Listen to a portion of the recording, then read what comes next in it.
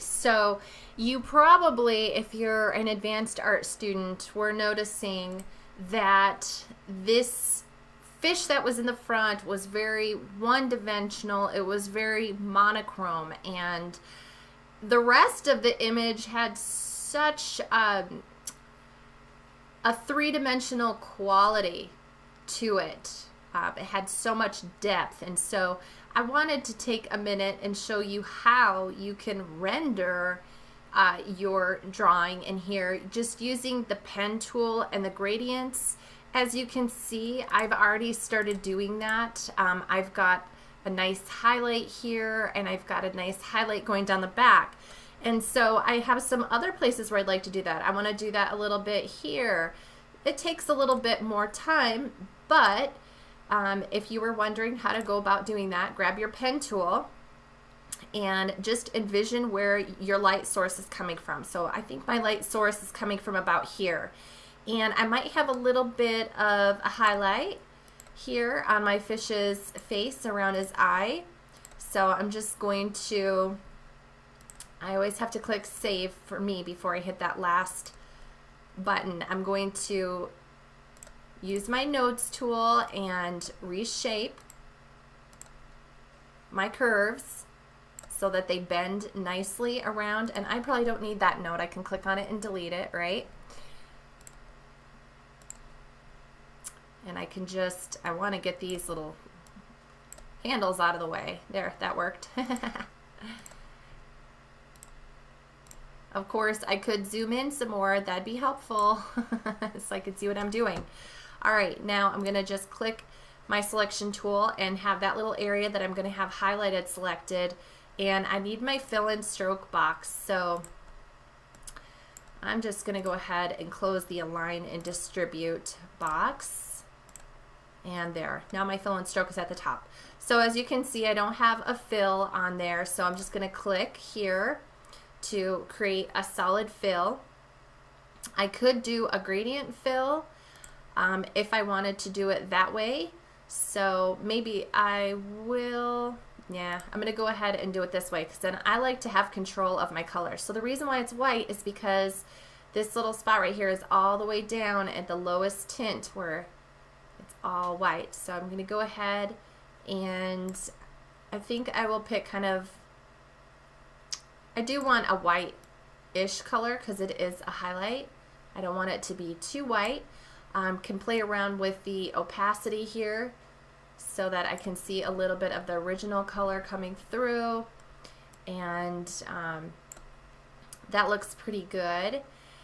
I know you're thinking, no it doesn't. Well, I'm not quite done yet. So the next thing I'm going to do is grab my gradient tool. Go File, Save, get that tool selected.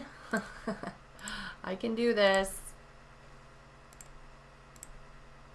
Okay, there's my gradient tool, and I'm just going to click and drag.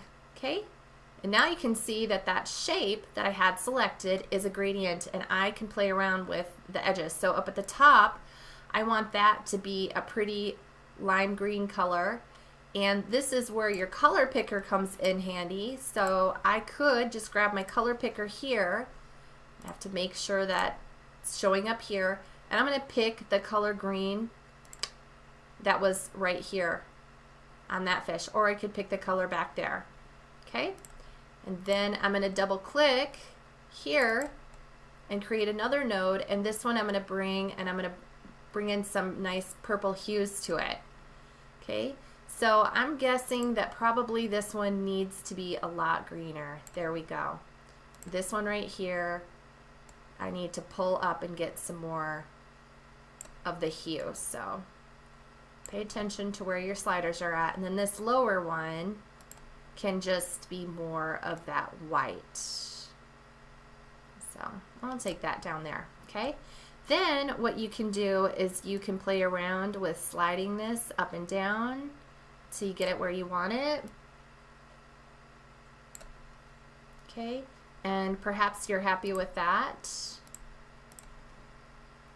It does have an outline, so go to your stroke and click the X to get rid of the outline.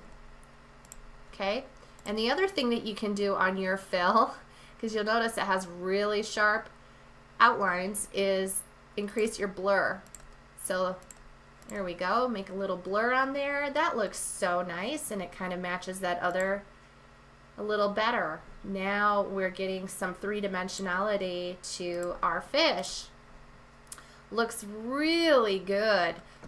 But if you did that all the way around, that might be a nice effect. Or you might decide you liked it better without it. You can hit Control Z, Control Y, Control Z, Control Y. Of course, if you do everything on a different layer, you always have the option of keeping it on your layers. So bring that back on there, and I can select it. File, Control X to cut it, and go into my layers, and I can create a new layer, and I can call this my fin layover, whatever you want to call it. And then I can click on that layer, right click, well, go to edit, edit, paste in place. Okay, so I can just hide that layer so it's still there, I don't lose my work. Okay, so that's just a little bit of advanced rendering that you could do on this project. Good luck, have fun.